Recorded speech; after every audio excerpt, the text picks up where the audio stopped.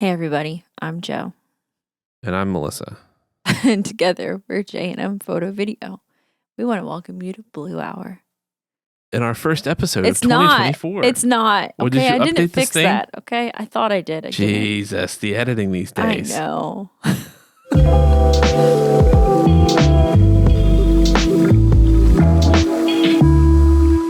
Hey everybody, I'm Joe. And I'm Melissa. And together we're J&M Photo Video, and we'd like to welcome you back to another episode of Blue Hour, our podcast where we talk about all things wedding photography, videography, and creative entrepreneurship. This podcast is geared toward couples planning their wedding and anybody in the wedding industry.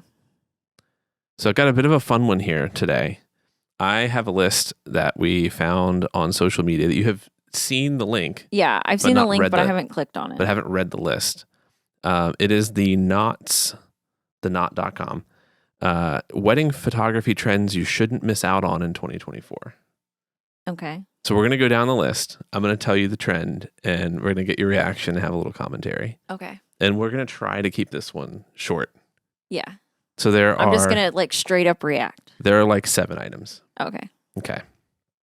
So let's dive right in. That was very cheesy. Anyway, so 2024 wedding photography trends. How do you feel about trends in general, being a wedding photographer? I feel like trends are okay to a degree. Yes. Like using trends should be a supplement to the normal stuff you do. Okay, I'm with you. So you're still going to do, we call it like the fridge pic or the photo for mom. Right. We're still going to have a couple just stand and look at the camera. What grandma is going to put on her mantle. Right. Right. Yep. We're still going to do our normal posing. Right. But there are certain trends that brides in 2024 have seen all over Instagram, TikTok, wherever they get their content. And they're going to want to do. And you want to serve that couple by fulfilling that wish because they got married in that year. Yes. Right. Yeah. But you also don't want to, you want to honor your own style. Right. And not just bend to the trend. Right. So I think that there's a place for trends to supplement the normal stuff you already do. Yep.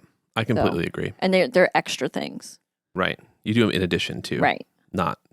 Right. Right. And not just to be trendy either. No. Because I think that's kind of trash. Right. Yeah. All right. Tell me what this first one is. So the first trend that we'll be seeing in 2024, according to this article, blurred action wedding photography. I'm okay with it. Blurry photos. I'm okay with blurry photos if there's action happening. Yes. If bride and groom are running.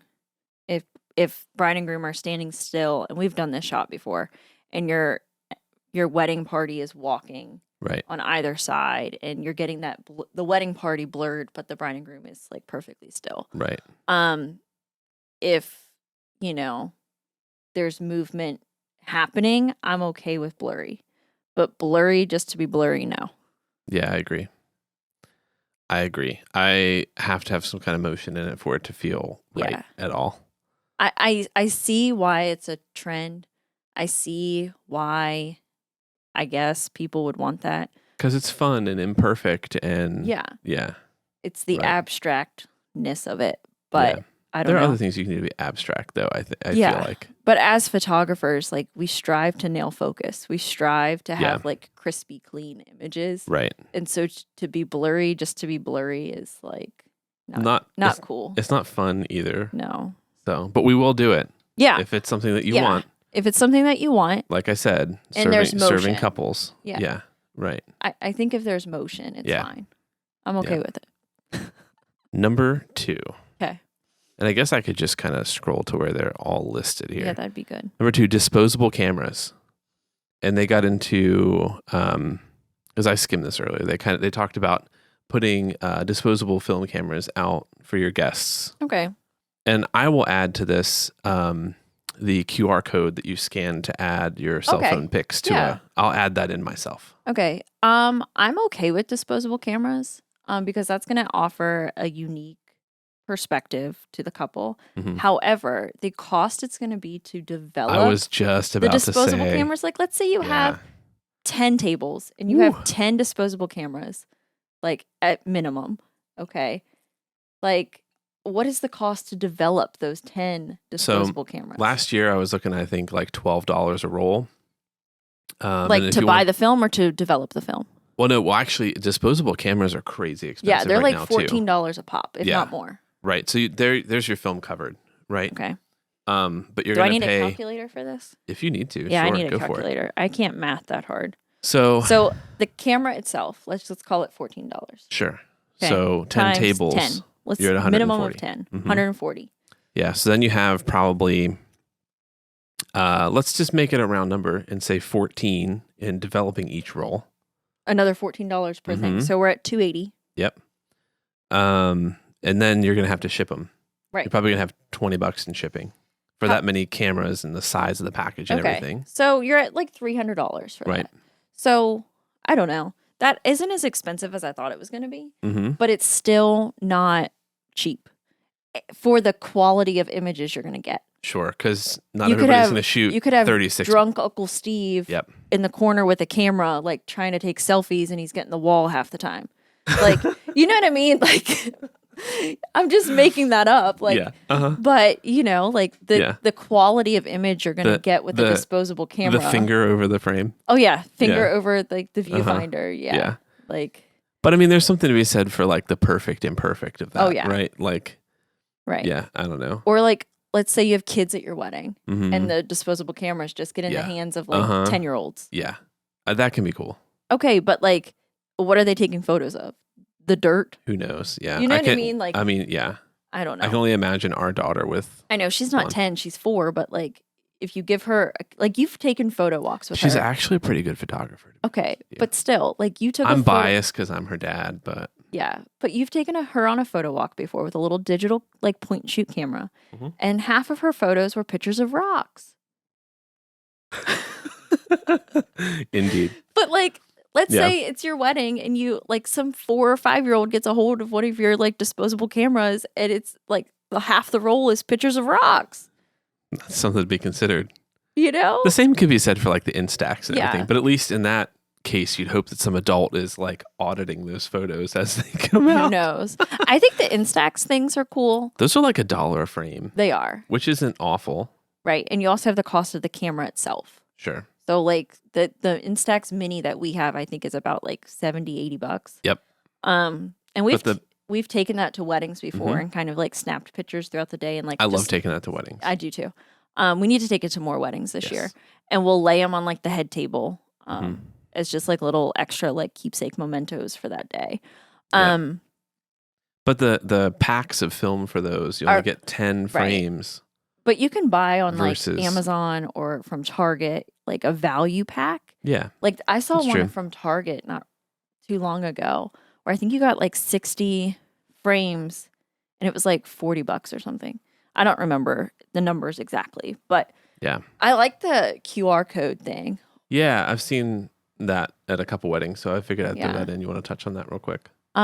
It's Should I explain what it is? Yeah, like you scan the QR code, you upload like whatever photos you took at the wedding or videos you've taken at the wedding, so that the bride and groom can see them later. I think that's nice. It's a little easier than like the hashtag thing. I haven't seen as many wedding hashtags lately. I haven't either. Like I can't really remember a wedding hashtag from this year. Did that trend go away? I don't know. Like, is it still cool to have a wedding hashtag? Ours was so hard because like our names were so different. I don't really think we really had a wedding hashtag. I don't think we kind of did. All right. Moving to the next one. Moving to the next one. In the interest of brevity. Documentary and photojournalistic photography. I mean, that seems like a no-brainer to me. So that's what we already do.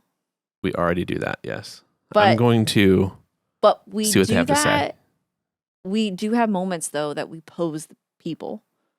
And we do have moments where we kind of just, all right, look at the camera and smile. Like family photos, bride and groom session.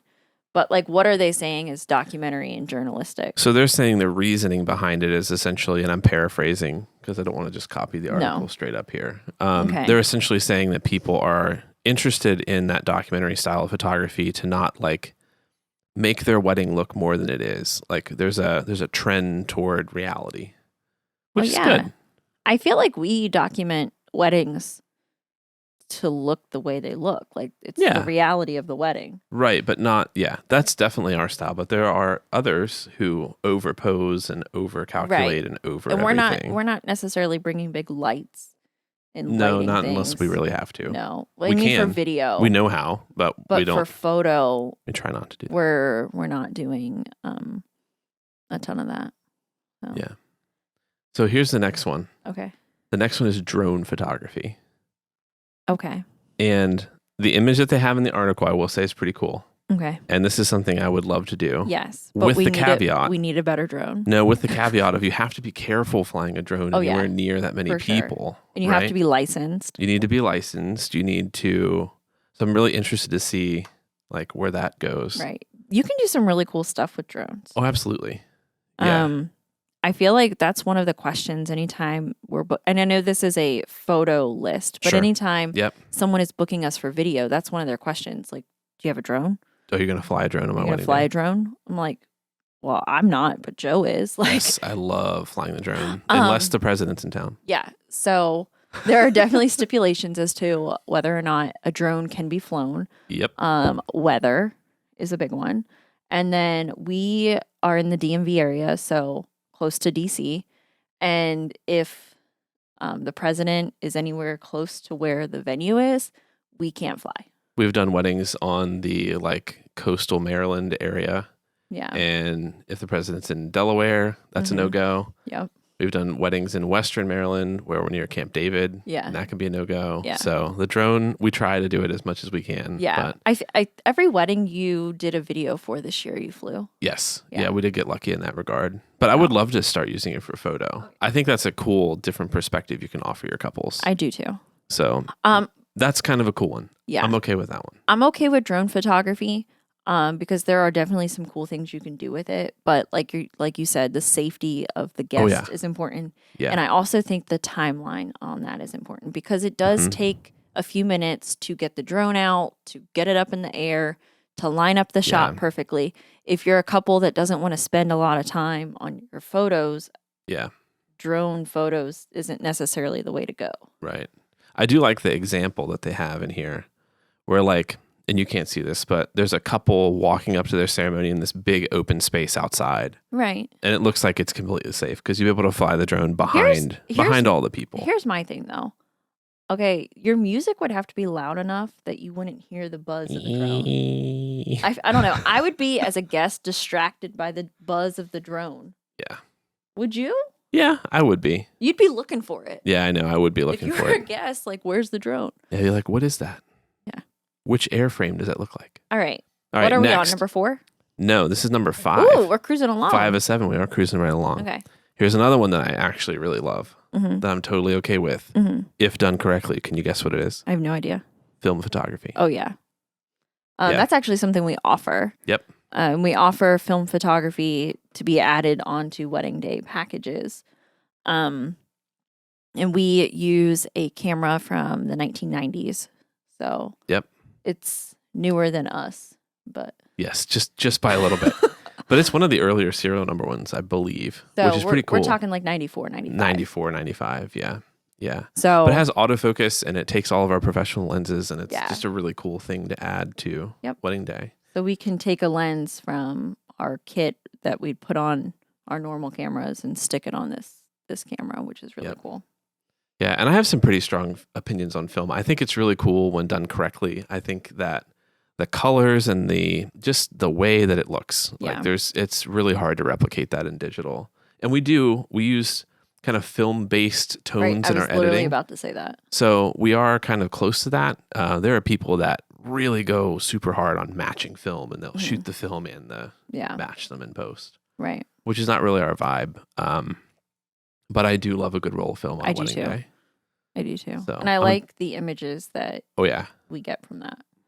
So character, I think, is the word. So I don't know. And I feel like I think I touched on this in a previous episode, but a lot of our couples in 2023 were around our age. So when they were little, their parents probably took photos of them on a film camera. Yep. So there's the nostalgia. Granted, probably not the same film camera we're using unless they were photojournalists. No. But Okay. But it's still the film element. Right. Like the colors, everything that film does, Mhm. the sound of the shutter, like it's still that nostalgia feeling. Yep. Even if like it was a disposable camera or, Yep. you know, I think my parents had like an Olympus like film camera. Oh yeah. Mm-hmm. That they would take pictures. Those were like so common. Yeah. So I don't know. It's just the nostalgia factor. Yeah. The film. Yeah. Now, something I can't get behind, and this is getting into the video side of things, I can't get behind the Super 8 trend. Oh no, I don't like that. Like that's not I'm something. not a fan. So many people, even like luxury people that I follow, Yeah. do that, and I'm not into it. I don't like it. I don't know. I hate to trend bash, but I kind of want to trend bash here. That's one I'm not a fan of. It seems super expensive for a very low return. Yeah. And that technology is even less common, I feel like, in working order in good condition than 35 mil or medium format film cameras. Right. Like still cameras. Right. So I can't see I don't like it. The return if I am purchasing a wedding film, I want it to be crisp. Yeah, it's 2024. Yeah. You almost said 23, didn't you? No, I was just getting it out slowly. I don't know. I feel like I'd want my wedding highlight film to look like 2024. We also grew up in an age where we saw video quality get better and better and better. And for me personally, I can't stand looking back at like early 2000s like handy cam footage, although I could see the nostalgia argument. Yeah. I don't know. I'm not a fan of the Super 8 stuff. It's not something that we're going to offer. No, I don't. I think I'll pass on that one. Yeah. I would consider carrying a dad cam. Yeah. Because I think that can be kind of cool. The little one of those. Does your dad have one? He does. Yeah. 480p, baby. Oh, man. I think it shoots 720, maybe. Man, let's get that. Yeah. Next on the list. Okay. Is this the last one? The second to last. Oh. 2 more. Direct flash photography. I'm for it. I want to do more of it. I don't think I did very much of it in 2023. I'm for it, but I can't make it look cool yet. No, I want to work on that. I can't figure it out. Yeah. I've gotten really good with figuring out how to take a flash and bounce it or modify it somehow. But do off camera. Yeah. I'm not very good with just like pointing it at someone and getting a good result yet.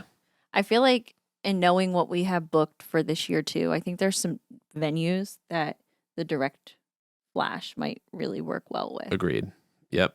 So some of the venues where like we've really struggled with lighting.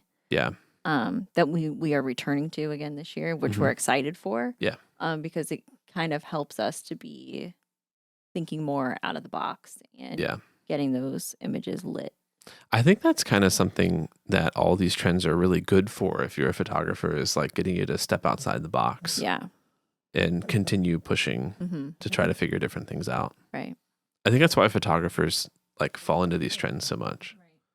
So because you see something cool on social media, right, on Instagram, and you just want to like, oh, how did they do that? I want to do that. I like reverse engineering them, trying to figure out. Yeah. I do the same thing with music. I know you do. So it is fun to like try to figure out how somebody did something. Okay. So we're for direct. Yeah, I'm okay with it. I'm here for it. Yeah. So last on the list. Okay. Under the Veil wedding portraits. We already do that. We do that, yes. We have always done that. I think the article was getting into like, this is something that's been around, but it's now back around. Okay. But did it ever go away? I don't think so. I don't know. I've seen them for as many years as we've been doing this and then some. So. I mean, what will we be, 8 years this year? Like our anniversary is 8 years? Yep. We're 8 years married. We have Under the Veil photos from our wedding. Mm-hmm. So I don't think that is a new trend per se. Yeah. So I'm for it. Do you think they ran out of stuff and just like tacked that on there? Maybe. Yeah. I feel like whoever wrote that article was like looking like on Instagram trying to find something. And they're like, oh, this is kind of cool. Let's make that a trend. Yeah. Wasn't one of your favorite bridal portraits this year? Yes. It was a veil shot. Yeah. And it wasn't the couple under the veil. It was just the bride. Yeah. And she had a cathedral length veil, which I love. Like, yes. Yeah. Mm-hmm. And it was raining. It rained the entire wedding day. I feel like it rained for most of our September weddings this year. It did. And some of our October weddings this year. Yep. But it was just the bride, and she was standing out front of the church, and it was just me and her out there. I think you were doing like groomsmen photos. Yep. And I kind of took her veil and like swung it with one hand and snapped the photo in the other, and the wind grabbed it, and oh my gosh, it was beautiful. Just all like locked in place. And then later, it's a great shot. At that same wedding, we were trying to do some cool veil stuff, and the wind and rain were so strong, her veil just went flying. Mm-hmm. Like it was gone. Yours flew away on your wedding day too. Yeah. One of my bridesmaids caught it. I couldn't tell you who, but one of them did. I don't know. I always struggle getting them in there. Yeah. Like I have to help you. Yeah. I'm so short that I struggle if the groom's really tall, putting it over him. It's kind of awkward. It's kind of like struggling to get under it as well. Right. So. But it's really neat once you get them under there. It's a nice look. Yeah. It's normally just me and the couple hanging out under a big mosquito net. Like. Yeah. So. Are there any other trends that were not on that list that you want to comment on? I don't know. There's none like on the top of my head. I didn't really like prepare for this one. Yeah, you kind of texted me this afternoon and said like, let's "Hey, do it. We're recording anyway. Let's tack I this have an on." idea." And I'm like, "Okay." And I've been parenting so hard this evening that I didn't even like. This is true. I didn't want to look at the list anyway. Yeah. So I just didn't. And yeah.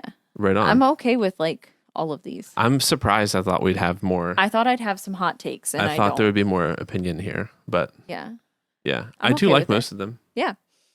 So maybe in the interest of brevity, we wrap this one up. What do you think? If you're listening to this and you're one of our couples, are there trends that you want to see?